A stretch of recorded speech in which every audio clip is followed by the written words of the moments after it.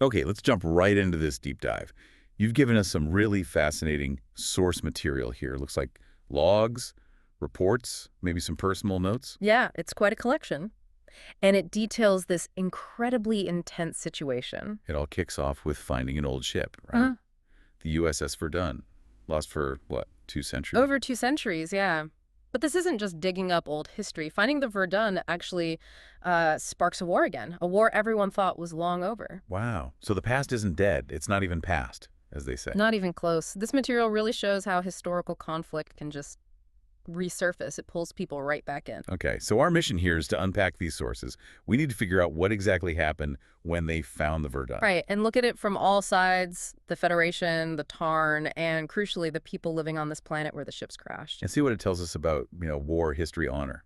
Hmm. How hard it is to find peace sometimes.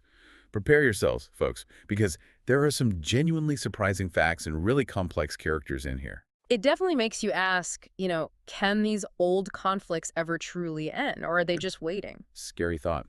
Okay, so let's start this journey on the USS Enterprise. We've got the key players, Picard, Riker, Troy, Data, familiar faces. And they're patrolling the Tarn neutral zone, first time a Federation ship's been there in over 200 years. That alone tells you things are delicate. Exactly. And right into this situation beams a Tarn delegate, Commander Kurish. The Tarn. And the source notes have this detail about their greeting. An exhalation. Yeah, a noisy exhale. Apparently, it's an old hunting tradition, signifies belonging to the same circle or group. Right. Riker tries it, which surprises Kurish. Already setting up the cultural differences. Uh-huh. And the atmosphere is tense. Picard seems uneasy about Karish being there. Yeah, the sources mention an enigmatic mood from Picard, definitely some tension around the delegate's arrival. And then there's the new historian beaming aboard with him, Yep. Dr. Janice Erdmann. Right. And things get immediately awkward between her and Riker. Oh, the sources mention they have a past. They do. Starfleet Academy. It apparently ended badly. Something about career paths clashing over a posting on Terret the Fourth. She wanted an archaeological dig. He thought starship duty was more important. Seems like it. The source says they parted angry. Riker felt left. Erdmann felt he never actually asked her to stay. So, yeah, unresolved tension. On the bridge of the flagship. Great. She's brilliant. History professor before 30. Yep. Clearly very sharp, very driven, passionate about history, which becomes important. And just quickly, there's some minor transporter glitch. Ensign Yeah, scanner issue. Just a little touch of, everyday ship problems before things get really weird. grounds it in reality, I guess. For a moment, yeah. Okay, so the Enterprise is patrolling this zone, finds wreckage, Data IDs it. The U.S.S. Verdun lost 204 years ago, and the Tarn ship Rakshasa lost around the same time. And for Dr. Erdmann, the historian, this is huge. Monumental. Yeah. Captain Marat's Verdun. Legendary ship, lost with all hands. Finding anything. Logs, data. It's a historian's dream. But then, the sensors pick up something unexpected on the Verdun. Yeah. First, airtight integrity on the bridge, which is odd after 200 years. Okay. And then, bodies. Sensors confirm bodies, 218 of them. Whoa! But wait, didn't the Verdun have a crew of, 900? Around that, yes. So over 700 are missing. Where did they go? That's the question. That is strange. And it gets stranger. At the same time, they detect primitive life signs on a nearby planet, Torguva. Primitive life. Yeah. And, a recent atomic detonation. Atomic. On a primitive planet. How does that Exactly. And then they intercept a signal from the planet. What kind of signal? A voice. Desperate. Wearing an old Federation uniform, speaking archaic standard. Reporting a nuclear attack. Wait, so Erdmann puts this together. She does. Her theory. The missing crew from both ships, Verdun and Rakshasa, survived the crash. Made it to the planet. Okay. And their descendants are still there, still wearing the old uniforms, still following the old ways. Don't leave me hanging. And they're still fighting the same war their ancestors were fighting 200 years ago. No. Seriously. Seriously. Isolated. Cut off. The war never ended for them. That's the bombshell in these documents. My God. Okay. Picard's reaction. Immediate. Send an away team. Riker, Erdmann, Data. Riker and Erdmann. Together. After that awkward reunion. Picard likes stirring the pot, doesn't he? Well, it certainly adds another layer of tension, yeah. And how does Commander Karish, the Tarn delegate, react to this? Not well. He sees the Tarn descendants on the planet as cast out, dishonored because their ancestors lost their ship. So he doesn't want contact. prime directive. Exactly. He argues they're a pre-warp culture. Federation and Tarn shouldn't interfere. But Picard finds a way around that. He does, a fascinating bit of legal maneuvering in the sources. Picard argues they aren't just any pre-warp culture. How so? Because they're direct descendants who still identify as Federation or Tarn. They follow the old rules, the old traditions. So Picard says if they see themselves as Federation, they are Federation, subject to Federation authority, Federation orders. Clever. So that lets him justify contacting the Federation group at least. Right. He overrules Karish on that point. It's Yeah. about stopping the fighting, maybe preventing a bigger war, overriding a strict interpretation of non-interference. It's a tough call. You really see the weight on Picard there. Okay, and there's this scene in 10 Forward that really highlights the cultural differences, right, with Geordi. Yeah, it's quite something. Geordi mentions his ancestor fought in the American Civil War, 28th United States Colored Troops, Battle of the Crater. And Karish reacts how? Karish just doesn't get it. He thinks descendants of slaves, like Geordi's ancestors, should still be seeking revenge on descendants of slave owners, like Riker. Revenge? Seriously? Yeah, he implies Geordi should, kill Riker for honor. What? Geordi must have been... Incredulous, yeah. He says Riker's one of his best friends. It just shows this massive gulf in how they view history, honor, grudges. For Kresh, honor demands vengeance across generations. Wow, that's stark. And then Data pipes up with details about a Tarn drink, Hamasi. Oh God, what now? Made with fermented blood, left out in the sun, mixed with fermented Yak-2 milk. Data finds the process most interesting. Ugh, okay. Definitely underscores the harshness of Tarn culture described here. It really does, and this whole exchange worries Picard. He calls legends without historical accuracy sleeping mines. He's afraid finding the Rex will just blow everything up, reignite old hatreds between the Federation and the Tarn Empire. Exactly, derail the whole peace process. A fear that seems immediately justified when the away team beams down. Oh, absolutely. Let's follow Riker and Erdman planetside. Right. Describe the scene. What's Korguval like? The sources paint a bleak picture. Desolate, harsh, windy, hot, scraggly plants. Riker apparently wonders what sin gets you sent there. Dante-esque is the word used. Grim. And who meets them? Young fighters, dressed in archaic Federation uniforms, carrying primitive weapons, assault rifles, grenades, bayonets. Like stepping into the past, a violent past. Exactly. They're led into this underground city. It's a maze.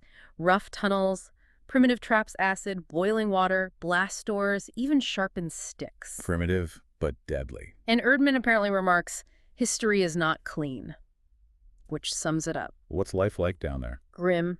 People are pale, look like they're starving. Clothes are copies from 200-year-old manuals, apartments carved into walls, plaques listing kills, a gunnery sergeant with 5 kills. It's chilling. A society totally built around war. Completely. No advanced tech, no regeneration, an officer is missing an arm. Even kids wear regulation gear. They survive by scavenging, basically. Garth and Cactus for food, clothes, brew, geothermal power, refining bat droppings for explosives. Bat droppings. Okay, resourceful. You have to give them that. Absolutely. It's survival taken to the extreme. And they meet the leader, Commander Lysander Murat. Yes. Claims descent from Captain Lucien Murat of the Verdun. The original captain. Right. And Lysander sees the Enterprise as the cavalry arriving.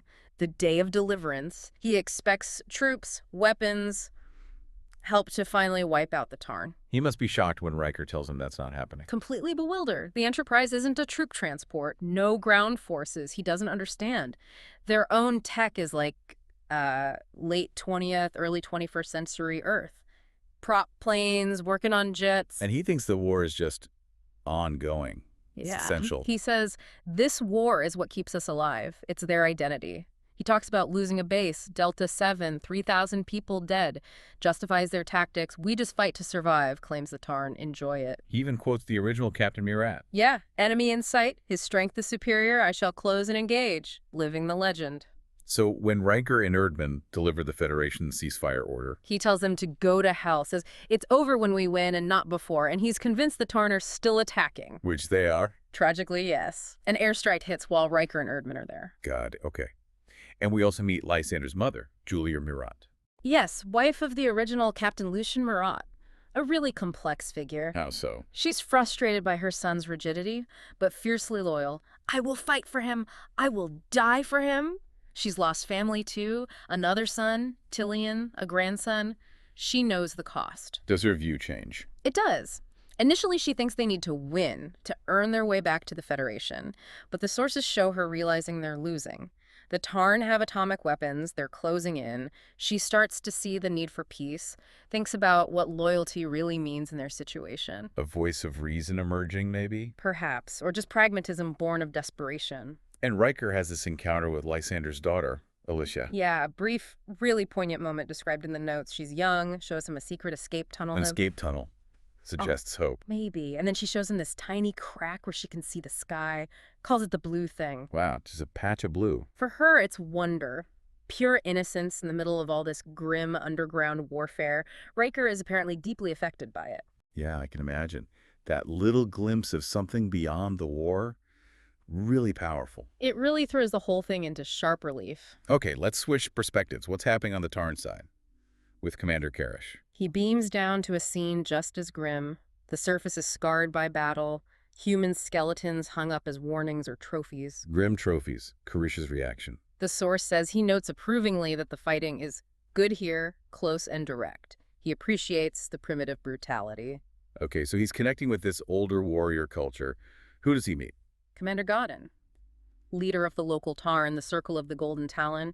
They're also wearing archaic uniforms, Imperial-era stuff. And their story mirrors the Federation side. Survivors, rebuilding tech. Exactly. Survivors of the Rishasa crash started with knives, bows, salvaged phasers, rebuilt rifles, artillery, radar, aircraft, rockets, and now atomic weapons. And their motivation. Redemption. They call it the war for the redemption of the Circle. They lost their ship, which is deep dishonor for the Tarn. By fighting on, they see themselves as the unbroken Circle, erasing that shame. How do they view the humans? It's vermin. Burrowing creatures they need to dig out. Gadden boasts about a raid where humans nearly got to their nukes, talks about fierce hand-to-hand fighting, takes pride in cutting human throats. Brutal. Yeah. And Karish gets involved in this. He does. Gadden takes him on a raid, treats it as a test, see if Karish's modern Tarn Circle still has the stomach for real fighting. Karish experiences primitive combat. Bullets. Yeah, gets shot at. Instinctively shields a wounded Tarn warrior, Jara, from napalm. An act of honor. It earns him respect from Gadden's Circle, yeah. But then, the wounded warrior, Jara, he's ritually killed by another Tarn. Killed? Why? Gadden says there's no room for one-legged warriors on this world. They don't have the tech to treat him properly, and they can't afford wounded. It's utterly ruthless. My God. And Karish witnesses this. He does. And then Garen accepts him into the Circle with a blood ritual. Cutting wrists, sharing blood. So Karish is now in. What was the raid's goal? To find the main human city. They saw Riker and Erdmann entering a tunnel from a surveillance post, so Gadden thinks they found it. And Gadden's plan. Use an atomic bomb to collapse the city. Just destroy it with everyone inside. Yes. And he calls setting the bomb the highest honor. It's a suicide mission. The ones who do it are called Tassig Chosen Ones of Glory. Okay, Karish must be reeling now. Mm. Caught between Picard's mission, his own ambition, and this. Absolutely. The source describes his conflict. He's drawn to the warrior culture, but shocked by the atomic plan. He smashes his Federation communicator, agrees to join the final raid under Gadden's pressure. He's trapped. Wow. He's really gone down the rabbit hole. It mirrors the bigger themes, doesn't it? Yeah. Identity, honor, the sheer brutality of war stripped bare. Definitely. It shows how compelling and how destructive these old codes can be. Meanwhile, back in orbit, things are heating up. Big time. Tarn Admiral Gary Jord arrives with warships. Picard meets him, trying to get cooperation to stop the fighting. How does Jord respond? He's tough. Since the neutral zone is free space, Tarn have a right to be there. He's surprisingly open about politics back home. Some factions want war, using the Verdun discovery to stir things up. So the planet situation is becoming a political football. Exactly.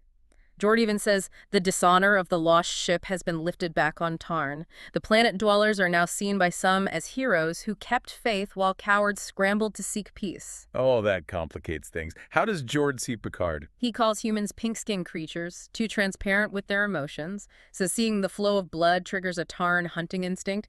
He's deeply suspicious. Not exactly building bridges. Right. And they try to talk to the commanders on the planet. Yeah. Picard and Jord get Lysander Marat and Gadden on comms. Both defy the ceasefire. Both demand the ships in orbit attack the other side. And Lysander lies about Riker.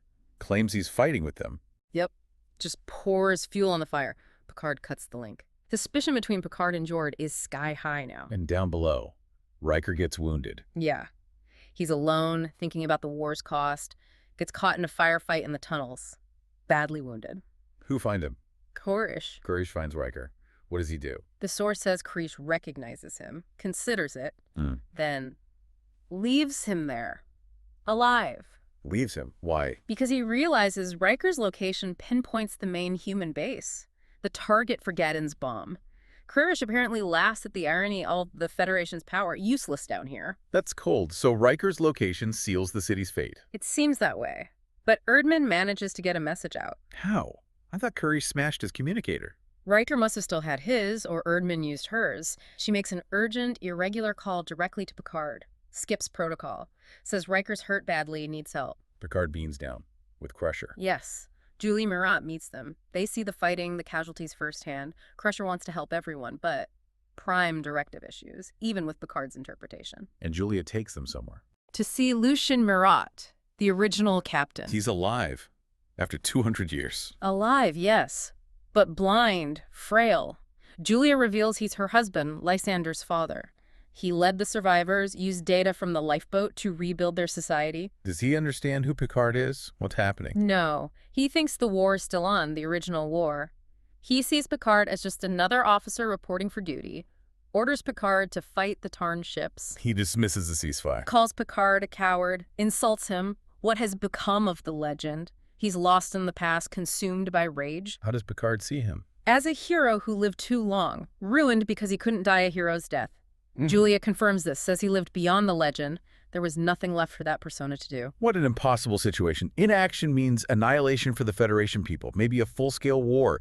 Interference is forbidden. Exactly. So Picard comes up with this. Well, Jorn calls it his outrageous plan. The one you mentioned earlier. Yes. Picard argues the rules don't forbid giving aid to the other side. So, he gives weapons to the Tarn. Devastating weapons, photon torpedoes, modified for surface use.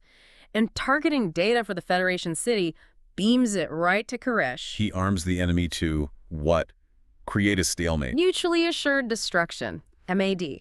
Force both sides, who are itching to annihilate each other, to stare into the abyss of total destruction, make them see victory is impossible, or at least unsurvivable. Does Jord agree to this madness? He does, reluctantly. Sees it as the only chance. Compares it to letting children have too much candy, hoping they'll get sick of it. A huge gamble. Yeah. Okay, what happens next? The moment of truth? A siren goes off in the Federation city. The Tarn atomic bomb. Gadin's bomb. It's launched. Oh god, the impact. Shockwave hits. Chaos. Picard shields Riker. Crusher works frantically on Riker's punctured lung. Julia Murat, incredibly, stays calm, takes command, directs rescue efforts. But then the casualty reports come in. Yeah. Julia gets the news. Her granddaughter, Alicia. The little girl Oh. who showed Riker the sky. She's dead. Found near an escape shaft. Oh, no. That's just heartbreaking. How does Lysander take it? Julia tells him he's shattered. But his first instinct, even then, is counterstrike. Plan the counterattack with their own refined uranium. Even after losing his daughter. Julia begs him, stop fighting. Defy your father. Grieve. Let yourself feel it. Does he listen? He says, hating takes less time, believes we are all dead, and finally, I am my father's son. He turns back to planning the attack. The conditioning is just too deep. Unbelievable. So, is that it? Does Picard's gamble fail? No. Right at this moment, Picard contacts both Murat and Karish again, tells them he's given the torpedoes and targeting data to Parrish. How do they react? Karish is stunned, sees the torpedoes materialize. Murat is shocked, asks if Picard's mad. Then he hears the siren from the Tarn bomb hitting his city and sees the Federation torpedoes arrive near him. The reality hits them both simultaneously. Exactly. Julia tells the blind Lucien about Alicia. Lysander, finally broken perhaps, tells his father they'll stand down if the Tarn do. And Lucien, the old captain. Faced with the ultimate personal cost, the loss of his great-granddaughter, he agrees. Karish hears Murat's stand-down order. He does. And Koresh orders his Tarn forces to stand down too. So it ends. The 200-year war. Not with a bang, but with mutual terror. Pretty much. Peace forced by the immediate threat of annihilation, not by understanding or reconciliation. A very fragile peace. What happens afterwards? The cleanup. The source material details the aftermath. Negotiation teams go down. Disarmament efforts begin. And Dr. Erdman stays. She does, joins the team, wants to study this unique situation firsthand. She and Riker say goodbye, acknowledging their past, but accepting their different paths now. History for her, the future for him. A resolution of sorts for them, at least. What about the Marats? Picard beams Lucian, Julia, and Lysander up to the Enterprise, to the observation deck. For them to see the stars for the first time. Yes. Julia's reaction is described as pure awe, gratitude. Lysander decides to go back down, help rebuild. Duty's enough below, he says. And Lucian, the old captain. Dr. Crusher restores his sight. He sees the stars, reflects on his life, the legend, mortality. Does he want treatment to live longer? No. He declines, says he lived beyond the legend, chooses to die naturally soon, wants to be buried on the surface next to Alicia. Wow. Finds peace at the very end. Seems like it. Julia stays to help Lysander build a new society. Reflects on Lucian, the flawed man behind the legend, but one who embodied loyalty, sacrifice, even in his obsession. A really powerful, complex ending for them. And the source material also touches on another conflict, the Romulan War. Yeah, briefly. Provides another angle on the costs of war. Describes a specific mission starship, Christopher's Wing, near Sharon. What does it highlight? The tension before battle, the rituals, checking in with wingmates, then the sheer ferocity of space combat, lasers, torpedoes, ships breaking apart. Specific losses mentioned. Yeah, Captain Rollback's ship destroyed. Aaron Stiles' ship caught in the blast. His brother, Jake Stiles, survives but reflects on a family history of dying in combat, a curse. Even survival has a cost. Definitely. Aaron Stiles survives the battle, but the source notes him weeping after the Romulan command center is destroyed. It shows the human toll, the trauma, even in a more conventional war compared to Torguva. So it serves as a counterpoint or maybe reinforcement. Reinforcement, I think. That whether it's a 200-year isolated conflict or a large-scale interstellar war, the fundamental experiences, fear, loss, the struggle for survival, the emotional scars remain constant. Okay, so wrapping up this deep dive, we went from finding these lost ships To uncovering a war frozen in time, fueled by history and honor. and ending only when faced with total mutual destruction. A really intense journey through these sources. We saw how grudges can define entire cultures, how war shakes identity in unexpected ways, the clash between different codes of honor. The incredibly difficult path to peace, and what happens when innocence, like Alicia just wanting to see the blue sky, gets caught in the middle. And the Romulan example just adds another layer to that enduring struggle with conflict and loss. It really makes you think about how deeply war can root itself in who we are, how fragile peace can be when it's built only on fear. Absolutely. So, here's the thought to leave you with. When courage is measured in kills and survival demands violence across generations, can those forged in that fire ever truly find peace? Or is their fight in some fundamental way never really over?